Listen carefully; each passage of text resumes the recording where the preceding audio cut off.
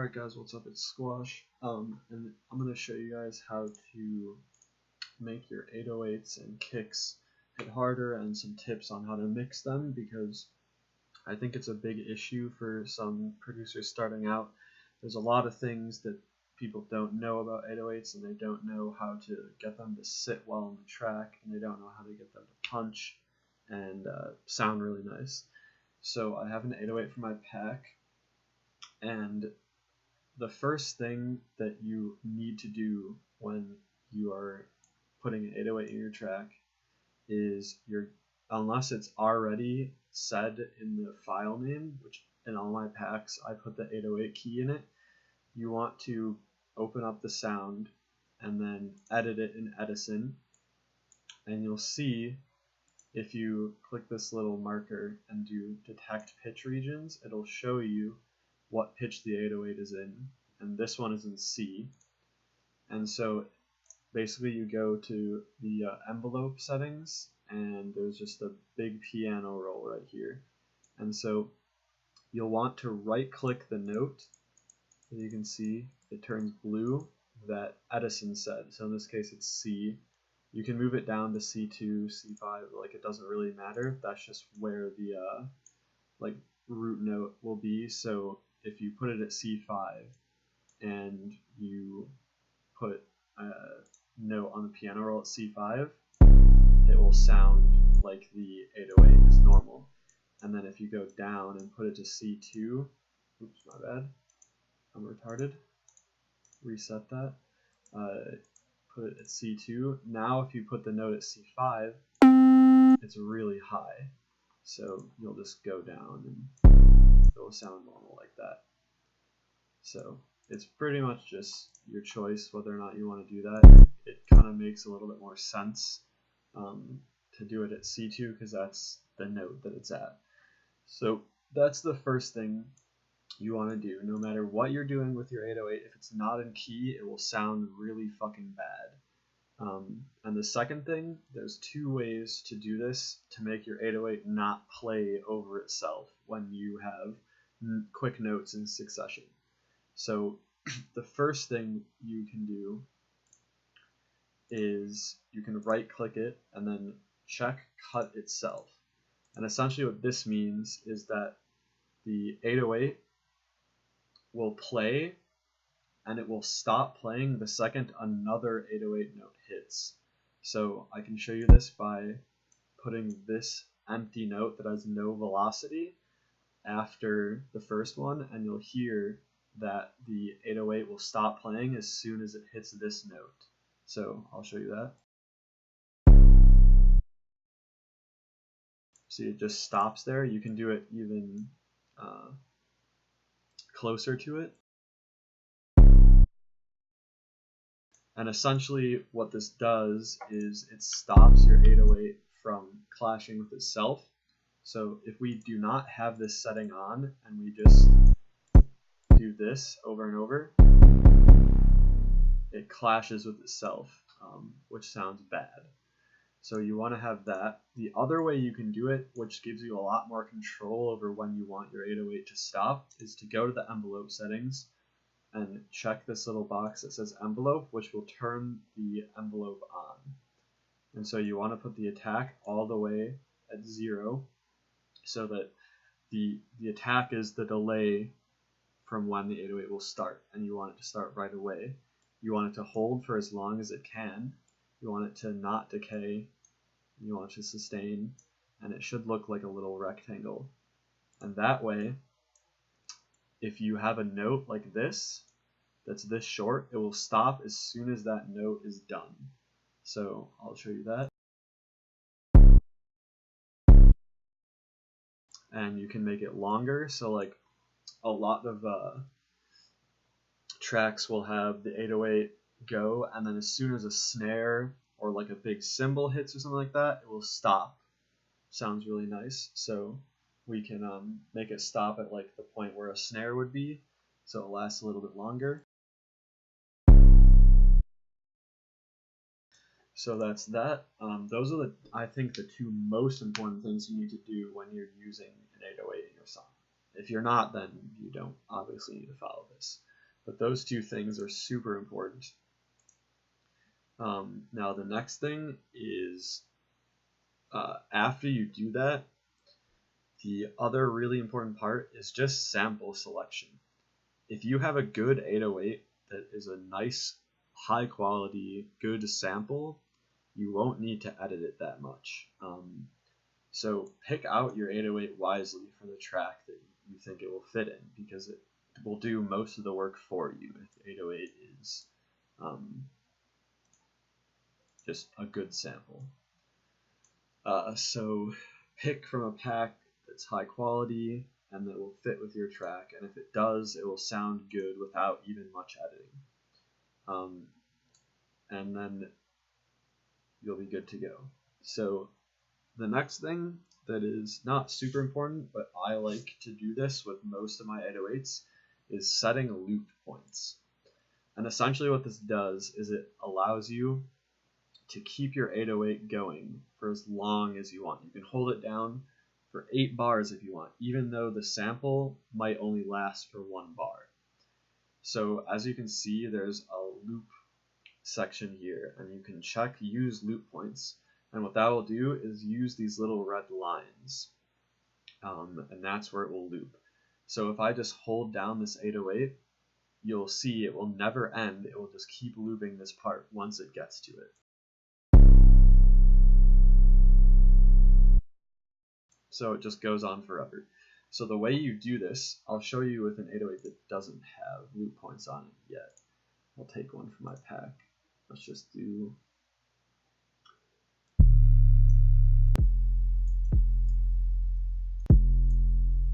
this one. Okay, so this one is an F. So we can just do A, B, C, D, E, F. So that's F. And then we'll make it cut itself, obviously. And then what you want to do to set your own loop point is you want to go to Edison again and edit it. And you'll see it comes into Edison, and pretty much every 808 is just, if you zoom in, just goes up and down pretty evenly. And so you'll want to set the loop point at a point where it's loud enough that it won't sound weird when it starts looping. So I'd say let's try like right here. So what you want to do basically is find where the wavelength starts and ends. So you want it to go down once and up once. So you want to zoom in on that and draw red like that, and you want to just highlight it and then zoom in on the other side and make sure it's kind of, you don't have to do it exactly evenly, but you want to get it as close as possible. And so once that's highlighted, all you have to do is go to this little menu again and do set loop. So now that section is the loop point. And then you'll want to just save the sample, and we can just do save it like that, and then we can put it in here. And so as you can see, this is the old 808, this is the new one that has the loop points. And so if we do the old 808 and hold it down, it will end eventually like this. Okay, so that's fine if you want that. You don't have to set loop points, but if you want your 808s to stay playing for longer, you can do this, and I'll show you with the loop points how it sounds.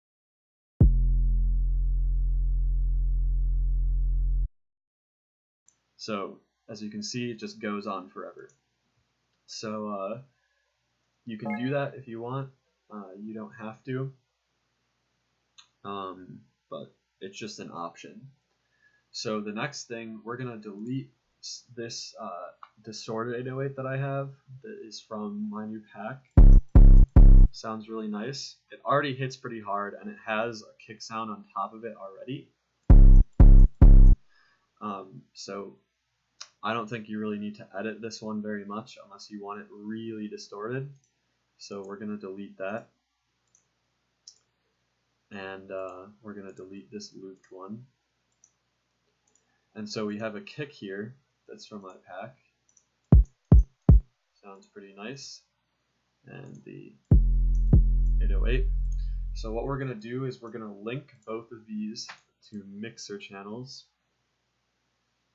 by going to channel routing and then route selected channels starting from this track. And now they're on 1 and 2. You can also use these little checkboxes or whatever over here to move it to where you want.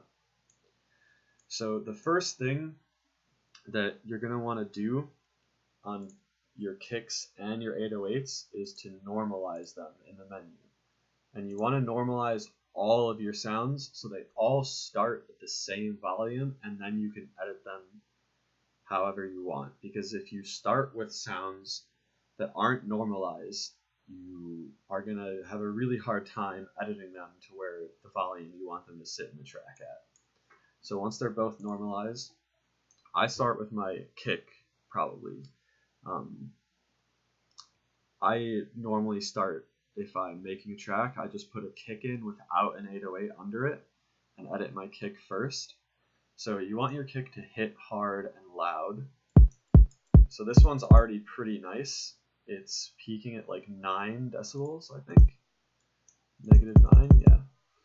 And there's no hard and fast rule like for where you want your 808s to sit and your kicks to sit, but I'd say 9 to 3 is probably good depending on what type of track you're doing. But so the first thing I like to do is just go and add in the, I think it's dynamics menu, add a maximus to your kick. And if you want it to hit really hard, all you have to do is put this threshold to 1% and then amp up the post knob. And this will make it so that the kick will not go above 0 decibels, so it won't clip, but it will start hitting really hard. And it will start distorting if you push it up too much.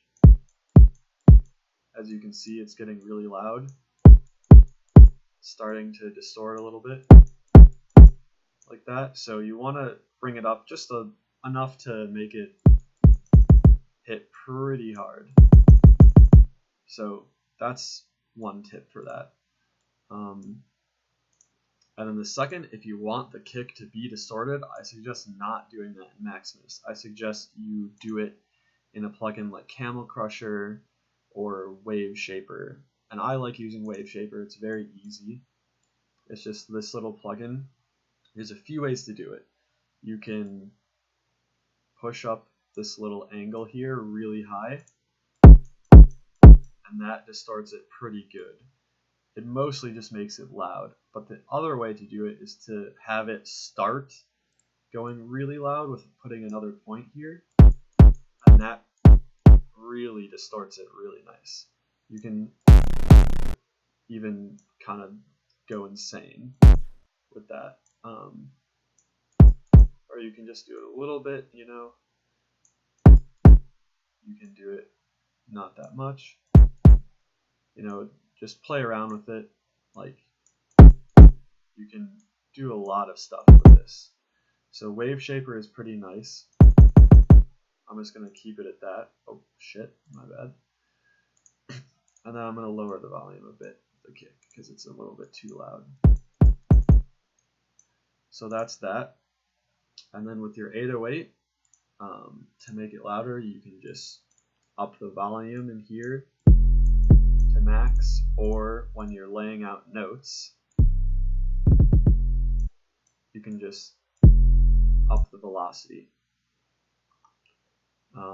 Either one works. You can also do it with plugins like a compressor if you want to, but that could ruin the dynamic range of your 808, so you know, just be careful. Making it louder is pretty easy, and you do want your 808 to be loud enough to get heard. And so a lot of people, when they put a kick on top of the 808, let's just make a pattern like this or something like that. Let's turn it to 150. And then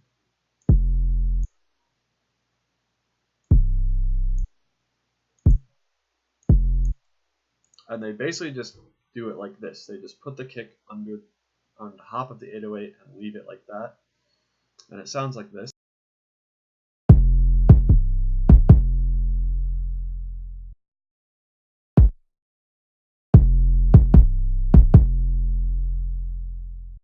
So it sounds pretty good right now, but it could sound a lot better. And a lot of the reason why it will sound muddy or just not that good is because the 808 and kick frequencies will be clashing with each other. So the way that you can fix this is there's doing soft EQing, which you just add an or mirror EQing, my bad, where you add an EQ to your kick and 808. So it should be in filter, I think. Yeah. And so you'll add another one to the 808, and you'll put them side by side and just see where they're hitting. So it seems like around this area you can like bring up the kick at like 70 and bring down the 808 a little bit. You basically just bring down one or the other.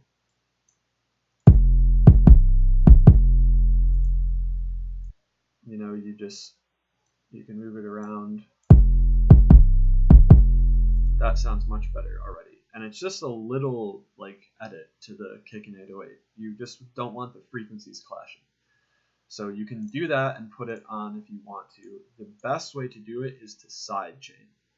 So what you're going to want to do is you click on your 808, you right click the arrow under your kick and do sidechain to this track. And then on the 808 you will add a fruity limiter, which is in dynamics, and you'll go to comp mode and oh my bad, I fucked up a little bit. You actually have to sidechain the kick to the 808. I'm fucking dumb, basically. So we'll just fuck that, and then you click on the kick mixer insert and sidechain it to the 808. On the 808 you add the limiter, and you go to comp mode and you select your kick in the sidechain box. So when we play it, nothing's going to change because we haven't edited any settings yet. So the way we do this is you turn your threshold down and you want to mess with the ratio. Doesn't really matter like where it is currently. You just want to mess with it a little bit and look at how it's editing the 808. So let me just make this bigger. And I'll play it a little bit and it should sound a bit different, and you'll see the 808 volume ducks at the beginning when the kick is playing, and this is what we want.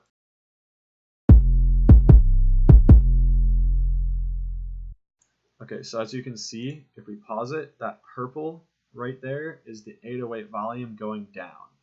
So if we push the threshold really far down, the 808 will like be barely heard essentially when the kick is playing.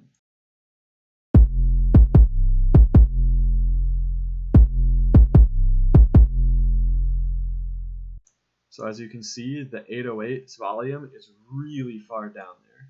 So we want to find a good balance. And as you can see, the 808's volume wasn't playing on the same beat as the kick. I'll play it again just so you can hear it. It sounds really off.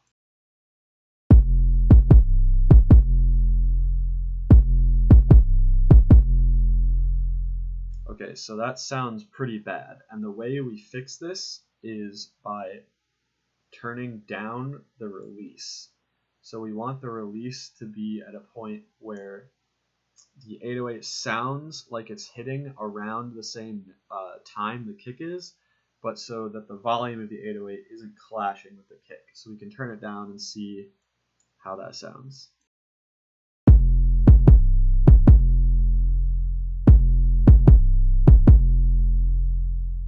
Okay, so it sounds much better. Maybe we'll just turn it down a little bit and maybe turn the threshold up. Let's go to 40. And let's listen again.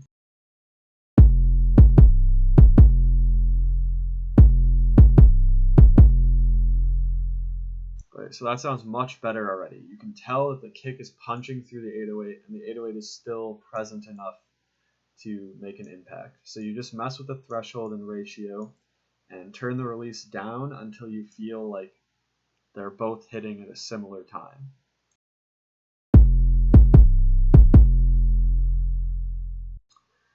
So that's that with the side chaining, and after you've done all these things, it should sound pretty good, and the last thing you really need to do is to just adjust the volumes of your sounds and make the 808 and kick sit in your track. And a really big mistake is people will have their kicks so loud in their tracks it will sound really bad. So like they'll keep the kick at the volume, at the highest volume they can, and I'll show you what that sounds like. It's really disgusting.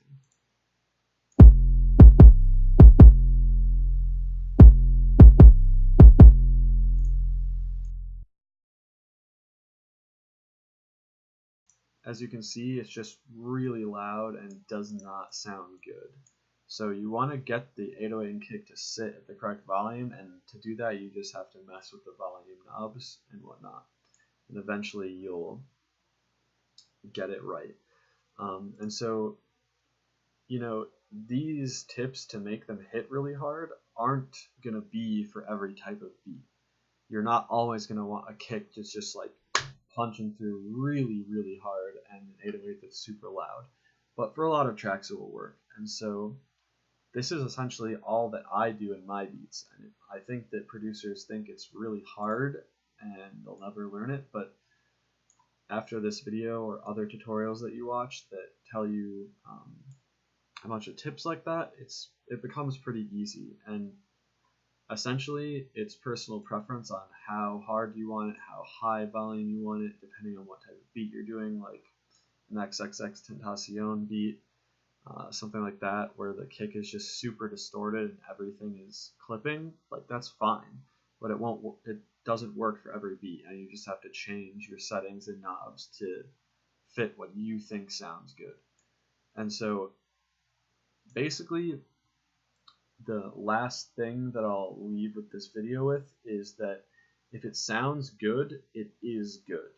A lot of people and like elitist people will tell you specific ways to always do things no matter what, and if you don't do something their way, then it's bad. And that's not true at all. If you make something like a kick pattern and 808 pattern in a track and it sounds good and people like it, it doesn't matter how you made it. It is good no matter what if it sounds good. So I would just take that advice and not listen to people that are critiquing you extremely hard, that are saying that something you did is incredibly wrong. If it sounds good, it is good. That's basically the advice that I'm going to leave with. And so this is how I make my 808s and kicks hit hard. If you have any questions, leave them in the comments. I'll be coming out with new beat tutorials soon and stuff like that. My pack is getting pretty big, so that's looking good. And thank you guys for watching. Peace.